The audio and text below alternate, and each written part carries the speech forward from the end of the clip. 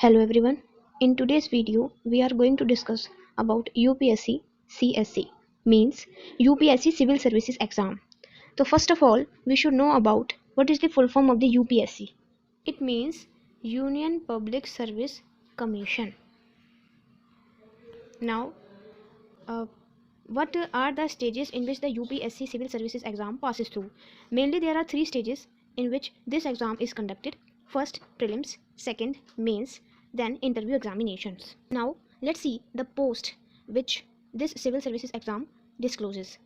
There are mainly four posts in this examination. First, IAS means Indian Administrative Service. Second, IPS, Indian Police Service. Third one, IFS, Indian Foreign Service. Fourth one, IRS, Indian Revenue Service. These posts are allocated according to the ranks reserved by any individual. We will further discuss about which candidate is allocated which rank. Now let's talk about the exam pattern prelims. This is our first examination, which is called prelims examinations, and in this examination two papers are conducted. First one, GS paper 1, and then second, GS paper 2, which is also known as CSET. CSET here refers to Civil Services Aptitude Test. So the number of questions asked in the GS paper 1 will be 100, and the number of questions asked in CSET, means the GS paper 2, that will be our 80, and the total number of marks will be 400, and GS paper 1 and CSET both constitute 200 marks each, therefore together it makes 400 marks. There is also the negative marking of 1/3 of the total marks allotted to the question. Time allotted is for 2 hours for each of the papers, either it is GS1 or GS2, means CSET. Okay, 2 hours are allocated to both the papers. Now let's talk about the syllabus of the GS paper 1.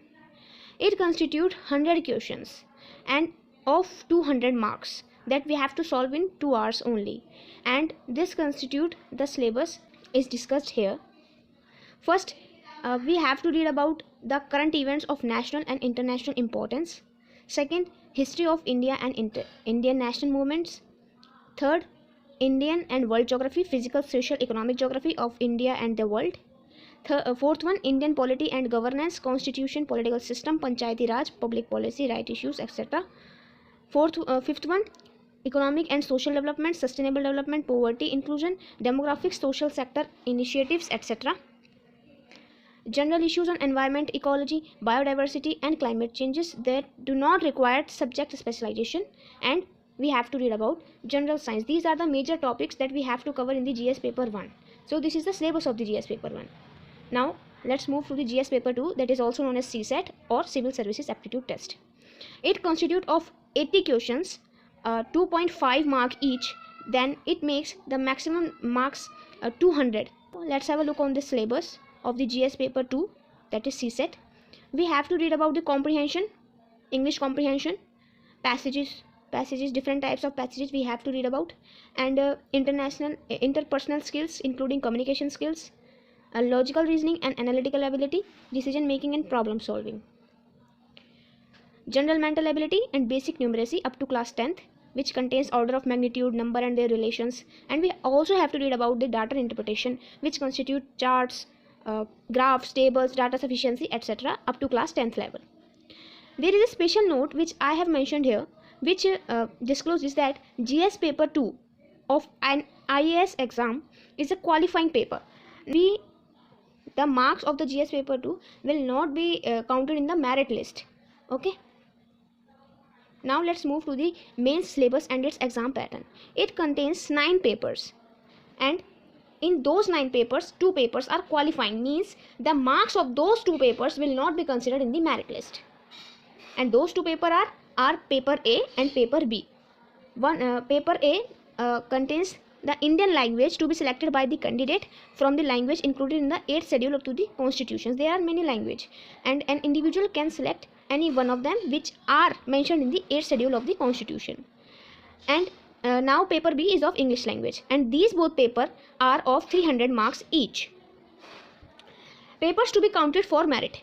we have talked about the two papers which are qualifying papers and that are of 300 marks each, but now we have to talk about those papers which have to be counted in our merit list. So there are 7 papers we have to be counted our merit list. Paper 1 is of essay, that consists of 250 marks. Paper 2 is of GS1, which mainly discloses the topics Indian heritage and culture, history and geography of the world and the society, and this constitute of 250 marks. And now we have to talk about the paper 3, then that will be our of 250 marks, and this is known as the GS paper 2, which contains governance, constitutions, polity, social justice and international relations. Now we have to talk about the paper 4, which is known as the GS paper 3, that talks about technology, economic development, biodiversity, environment, security and disaster management. These are the basic topics of the papers which we have discussed about. Now we have to move on the paper 5. Paper 5 is of GS paper 4, which highlights the topics, means we have to read the topics for this paper, that those are ethics, integrity and aptitude. This is also of 250 marks. Now we have to talk about the paper 6. This is of our optional subject. There are many optional subjects which are given in the UPSC examination. Then I also mentioned the list of, there are 2 papers of the optional, 250 marks each. So this is the list of the optional subject: agriculture, animal husbandry and veterinary science, anthropology, civil engineering, commerce and accountancy, economics, geology, history, law, mechanical engineering, medical sciences, philosophy, psychology, public administration and sociology. Now I have already told you that the four posts, about the 4 posts, IAS, IPS, IFS and IRS, and those posts are allocated to an individual according to the ranks reserved. The posts, the person in the general, if we talk about the general category, then the person who reserved up to the 79 rank, then they will be given to the IAS post.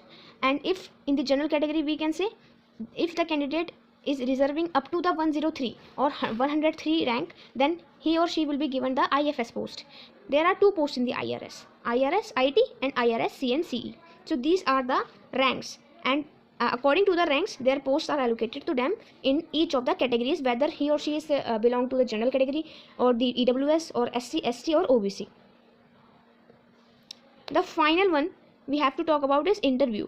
Interview consists of 275 marks, and the merit is calculated on the basis of the scores of the mains examinations and the interview. Means mains examination and interview both together make 2025, means 2025 marks, in which an individual is given the marks. And we have already talked about that prelims second paper is qualifying, mains first 2 papers which are of languages are also qualifying, but the mains 7 papers that we have talked about earlier, then those papers will be included in the merit list. The marks of those papers will be included, and the marks of interview will also be included. So this was the video of all about UPSC Civil Services examinations. Hope you liked it.